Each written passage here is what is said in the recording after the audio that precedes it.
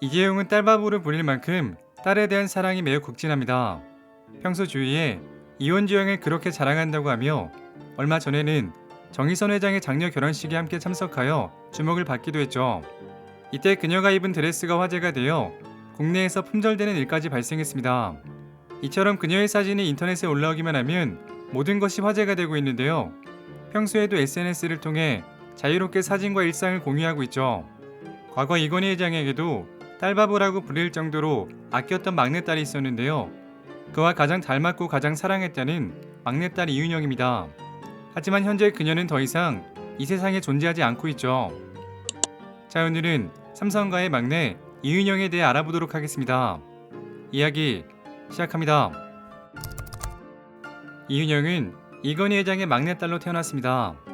오빠인 이재용과는 11살 차이가 났으며 바로 이언니 이소연과도 6살 차이가 나는 늦둥이였죠. 이에 가족의 사랑을 듬뿍 받고 자랐다고 하는데 특히 이건희 회장의 사랑이 매우 컸습니다. 이 회장은 그룹 고위임원들과 함께한 자리에서도 막내딸 이야기를 여러 차례 꺼낼 정도로 끔찍히 생각했었죠.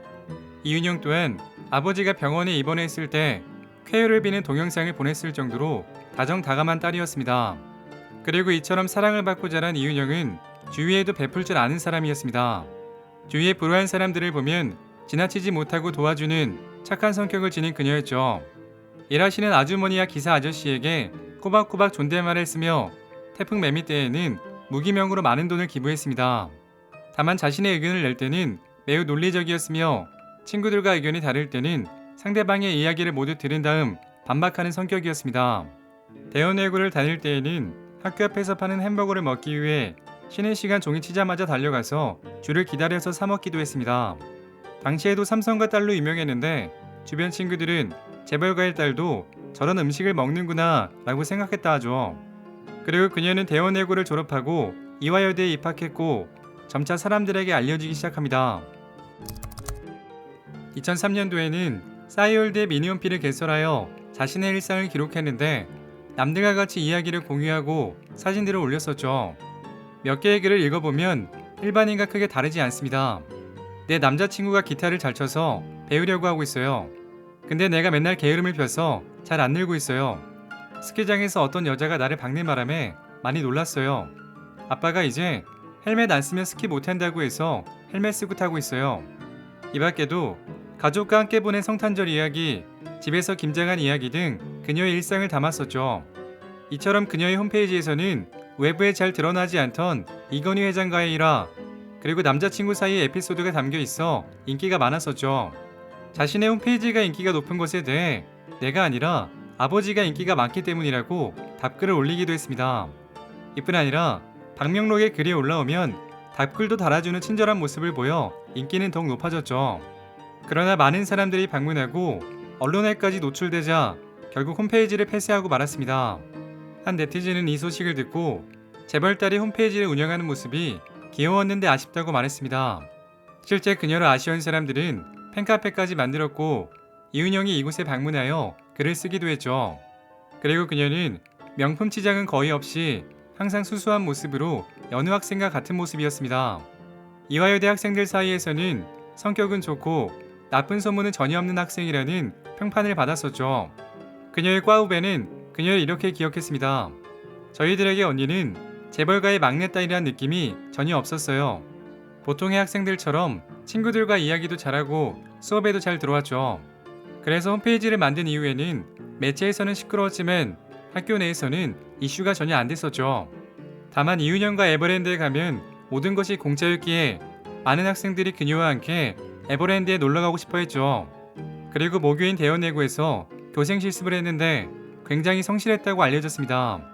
교생 실습이 끝난 후에는 본인이 가르쳤던 아이들을 아웃백으로 데리고 가서 먹고 싶은 음식을 다 사주는 등 재벌가의 모습을 잠깐 보여주기도 했죠. 이화여대를 졸업한 뒤에는 삼성문화재단에서 근무했습니다. 주로 삼성미술관, 리움의 개관 작업을 도왔는데 정식 직원은 아니었지만 상당히 적극적이었죠. 이후 미국으로 유학을 떠나게 되었는데 다시는 한국으로 돌아올 수 없었습니다. 이윤영은 미국 뉴욕대에서 예술 경영을 공부하기 시작합니다. 삼성의 미술관 사업을 이어받기 위해 공부했던 것으로 알려졌죠. 그러던 2005년 26살이라는 꽃다운 나이에 유혹에서 숨지게 되었습니다. 그녀의 장례식은 오빠 이지용과 도언니 이부진과 이서연 등 직계 가족이 참석한 가족장으로 조용히 치러졌습니다. 이지용은 막내 여동생의 죽음으로 인해 한동안 힘든 시간을 보냈었죠. 그리고 이 소식에 대한민국은 큰 충격에 빠졌습니다. 삼성에서는 교통사고에 의한 사망사건이라고 밝혔지만 이후 자살이었음이 드러나면서 더욱 충격을 주었습니다. 삼성은 그 이유에 대해서는 침묵을 지키며 아무런 발표도 하지 않았었죠. 오히려 외신에서 이 사건을 집중 보도했습니다. 미국 일간지 뉴욕타임스는 그녀가 숨진 것을 처음 발견한 사람이 그녀의 남자친구라고 보도했으며 영국의 주요 신문들은 사랑을 잃은 그녀가 외로운 죽음을 택했다고 보도했죠. 이에 국내에서는 그녀의 죽음에 대한 의문이 꼬리에 꼬리를 물고 있었습니다. 그리고 거의 침묵으로 일관해오던 삼성은 사건 경위를 설명하는 공식 자료를 배포했죠. 첫째는 막내딸로 가족의 사랑을 받고 자라왔기 때문에 가족과 떨어져 한 유학 생활이 적응하기 힘들었을 것이다. 둘째는 건강 문제로 미국에 와 계신 아버지가 여러 가지로 고민하는 모습을 보면서 옆에서 스트레스를 받았던 것으로 보인다. 마지막으로 개인적인 일이라 정확히 알 수는 없지만 결혼 문제에 대해서도 고민했던 것 같다. 이 가운데 무엇이 진짜인지는 알 수 없지만 많은 사람들이 추정했던 것은 남자친구와 결혼을 둘러싼 부모님과의 갈등이었죠. 남자친구 정보에 대해서는 여러 가지 이야기가 있었지만 정확한 것은 없기에 언급하지 않겠습니다.